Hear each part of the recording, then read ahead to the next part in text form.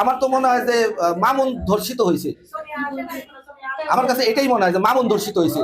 ধর্ষণের মামলা করা উচিত মামুনের, কারণ মামুন অল্প বয়স, মামুনের একটা যে ইমেজ সেটা তো লাইলার ছিল না। মামুন অবশ্যই প্রথমে একটু লোভে পড়ে গেছিল।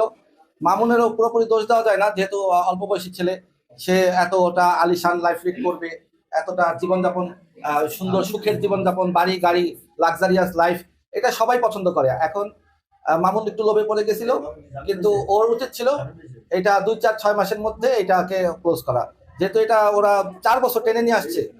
এখন তো কিছুটা ভুগতে তো হবে। এইটা তো আমরা তো জানি মামুনের বউ লায়লা। আমরা লায়লা সবসময় বলতাম যে মামুনের বউ, মামুনের বউ।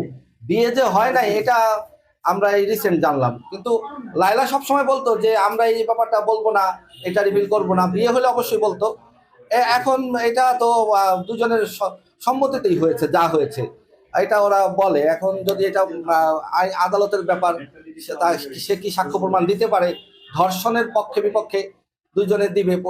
আমার কাছে মনে হয়, আমি ব্যক্তিগত অভিমত যেটা, আমার কাছে মনে হয় না এটা ধর্ষণ। আমার কাছে মনে হয় এটা একটা ভালোবাসার সম্পর্ক।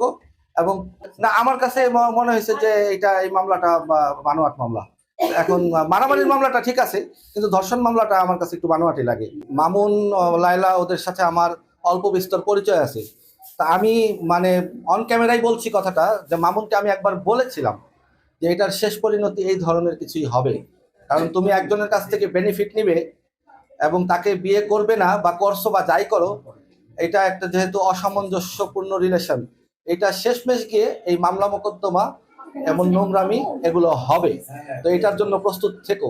তো এখন দেখলাম যে সেটাই সত্যি হলো, যে এখন এটা আমি কাঙ্ক্ষিত, এটা আমি জানতাম এরকম একটা কিছু হবে। কারণ আমি আমার অভিজ্ঞতা থেকে আমি দেখেছি যে এই ধরনের রিলেশন গুলো এরকমই হয়। তো এটা ওই বলতে পারে যে আমি তো অবুঝ, আমি তো আমার বয়স্ক, আমি একটা বয়স্ক মহিলাকে কিভাবে ধর্ষণ করলাম। মহিলা মামুনকে না ভালোবাসছে, সেই মামলা মোকদ্দমা যা কিছুই করছে তার পিছনে একটাই রিজন, সে তাকে ফিরে পেতে চায়।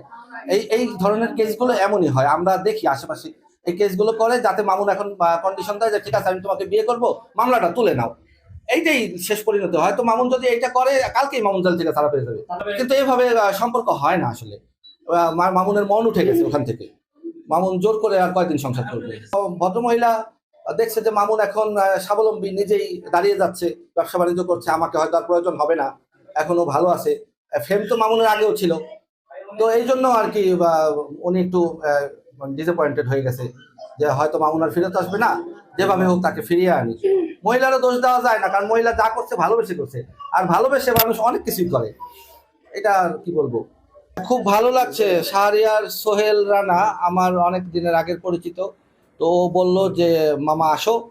তো আমি অনেক খুশি হয়েছি, আর নতুন একটা সেলুন, তো এই জন্য আসলাম। অনেক অনেক শুভকামনা সোহেলের জন্য।